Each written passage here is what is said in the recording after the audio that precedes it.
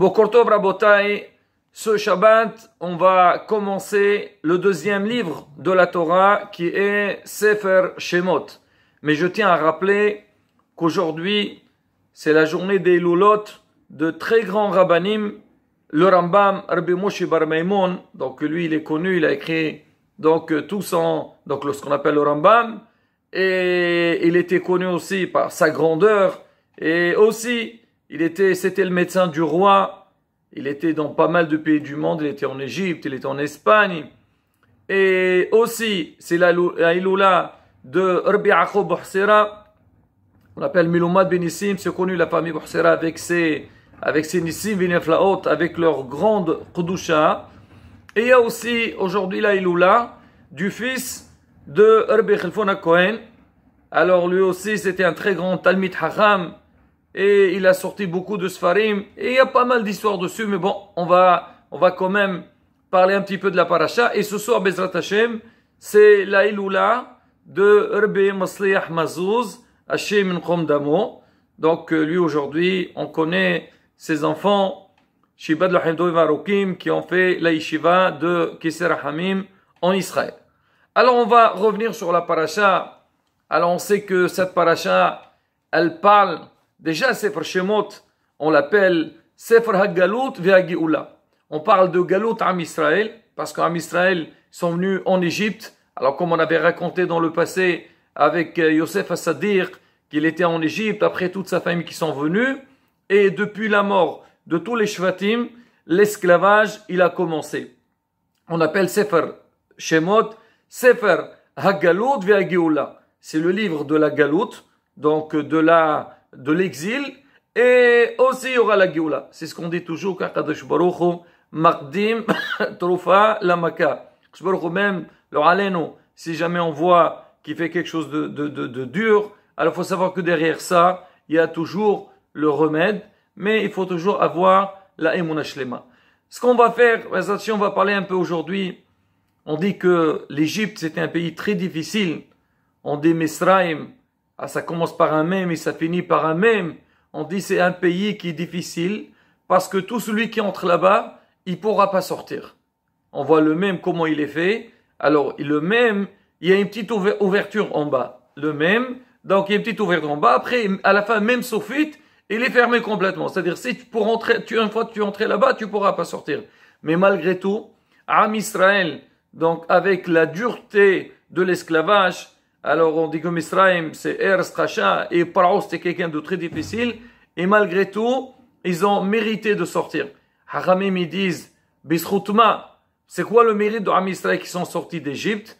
Alors on dit, parce qu'ils ont fait attention à 3 points qui ont l'air d'être un peu simple, auquel on va pas dire que suite à ces points-là, on pourrait mériter la liberté, mais on voit quand même, ça a énormément servi. On va essayer donc d'expliquer un petit peu, de parler un petit peu de l'importance. Alors, Hachamim me disent pourquoi, c'est quoi le mérite? Alors, ce qu'on a dit le plus, parce qu'il y en a d'autres aussi, mais a priori, c'est ceux-là qui ont été soulevés plus que tous. On dit Al Shelo, Sheno et Shemam, par le fait qu'ils n'ont pas changé leur nom, ils ont gardé le nom juif.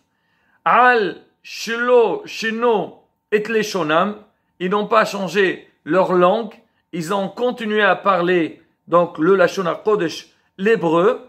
Et la troisième chose, Shelo, Sheno et Malvusham, parce qu'ils n'ont pas changé leur manière de s'habiller, ils sont restés les mêmes. Et grâce à ces 3 choses-là, ça a fait qu'ils ont pu mériter de sortir de la terre d'Égypte. Alors, on va essayer de voir. C'est vrai que si nos sages ils disent que le fait qu'ils ont gardé ces 3 choses-là, donc ça leur a fait mériter de sortir. Comme on dit, Am Israël, ils sont arrivés au 49e degré de tomba, d'impureté.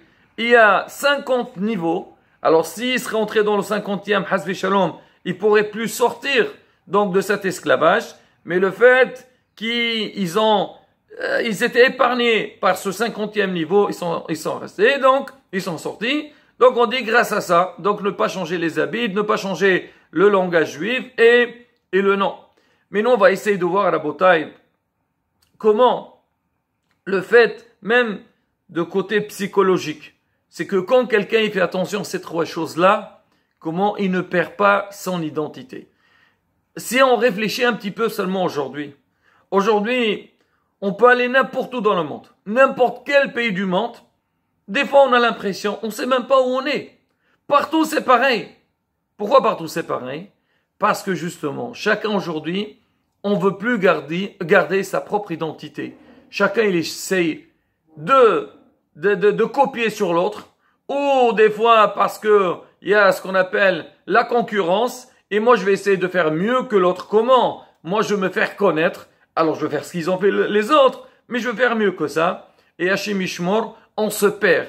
Et même quand tu parles avec quelqu'un, tu dis attends, moi je te connais de telle et telle manière, tu dis non, non, non. Moi pourquoi je veux être spécial? Je veux être comme tout le monde. Et ces trois points-là, il agit sur la personne. Quand Am Israël, ils ont gardé leur nom.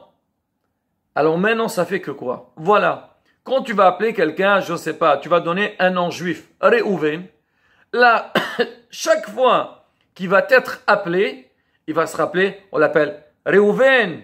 Donc Réhouven, ici on l'appelle avec le nom juif. Mais si tu l'appelles Robert ou Roberto, alors c'est quoi? Ah, bah, qu'est-ce que Robert, c'est d'accord, comme. Non, mais Réhouven, j'ai mon identité. Hasbi Shalom, ça peut pas dire que moi, Hasbi Shalom, je néglige les autres, ou bien je suis anti les autres, pas du tout.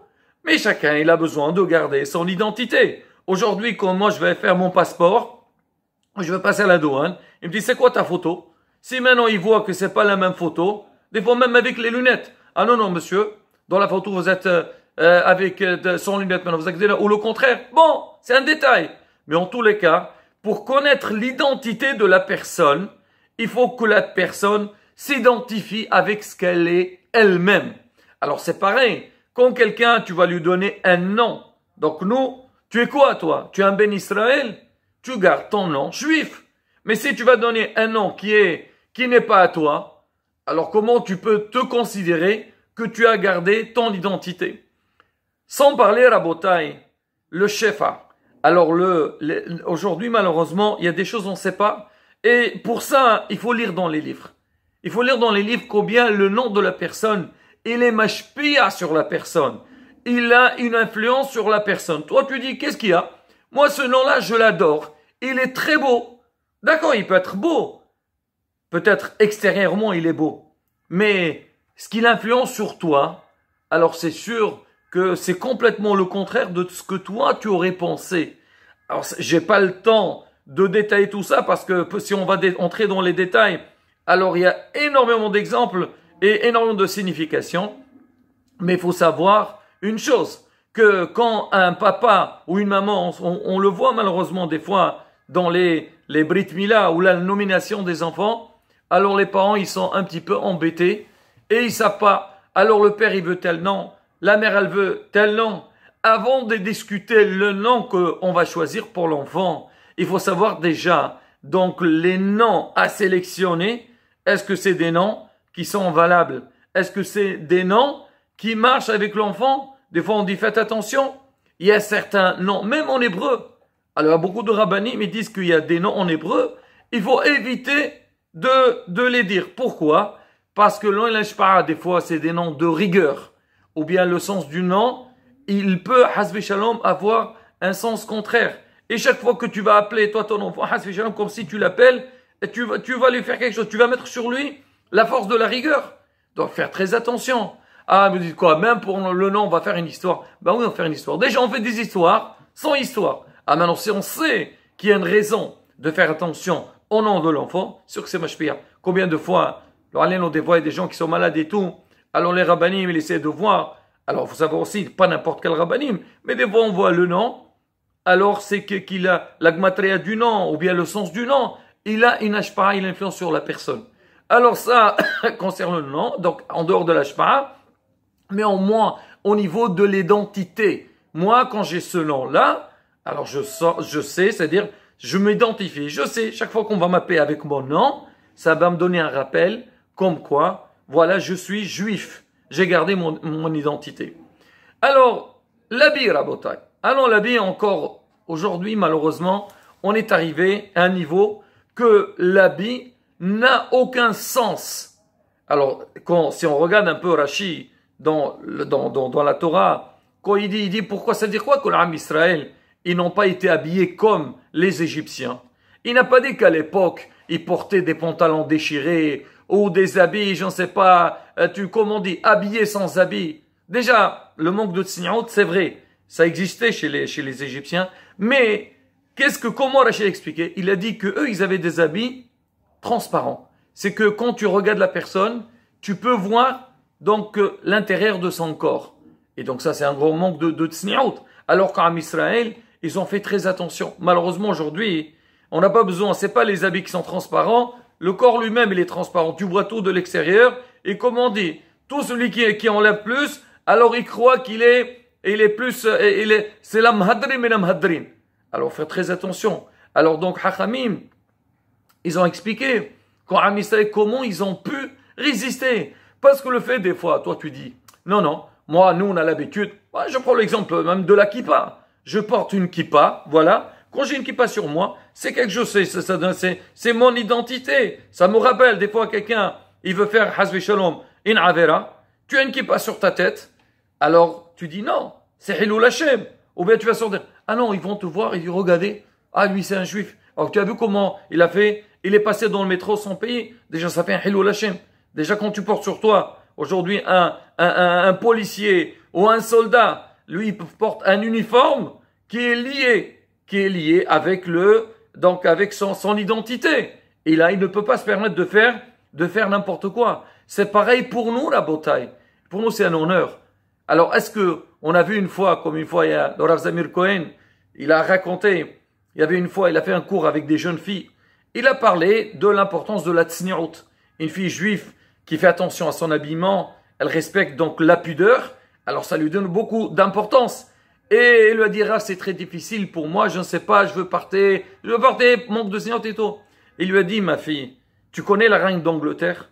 Est-ce que tu as vu une fois la reine d'Angleterre sortir avec des habits un décolleté ou des habits manque de tzniut? Je ne veux pas entrer dans les détails. Elle a toujours un chapeau sur sa tête. Pourquoi il y a tout ça? Parce que c'est la reine de l'Angleterre. Elle est spéciale. Ben nous, à Israël aussi, Kadosh Baruch Hu, on a été élus, on a reçu la Torah. Ben on a besoin de montrer notre identité. Comme notre identité, c'est faire attention à la tzniut. Et je finis Rabotai aussi avec la Shon HaKodesh. Quand à Israël, ils ont la Shon HaKodesh, ils parlent hébreu. Je ne dis pas qu'il ne faut pas parler la langue du pays, mais travailler sur ça. Déjà, quand on connaît la Shon HaKodesh, ça nous donne beaucoup de facilité. Donc, d'aborder les textes de la Torah, les textes de nos ancêtres, et aussi une communication. Quand on voit combien de fois ça nous arrive, on se déplace, on est dans un endroit, le fait qu'on parle hébreu, on va voir un autre juif, on a la possibilité de communiquer. Et tu es dans un pays, tout le monde parle une langue étrangère. Mais quand tu vas passer, je ne sais pas où, à Beth Chabad, ou à une synagogue, ou à un endroit, comment tu vas communiquer? Il y a le Lashon HaKodesh. Et ça, Rabotai, on le voit même aujourd'hui avec nos propres yeux, quand on fait attention à ces trois détails-là, combien ça nous protège, combien ça nous garde pour la continuité de nos enfants. À plus forte raison, à l'époque, quand ils étaient en esclavage en Égypte, alors au fait qu'ils ont gardé ça, ils ne se sont pas mélangés avec les Goïm, et Baruch Hashem, ils ont été zorés d'avoir la Géoula Shlema. Nous aussi, Rabotai, pour savoir quand on fait attention à ces choses-là, c'est pas Hazve Shalom, on n'aime pas les autres, qu'on rejette les autres, pas du tout. Mais l'homme, il a besoin de garder son identité. Quand tu fais attention à ton identité, alors il y a une assurance pour la continuité. Amen. Shabbat Shalom, on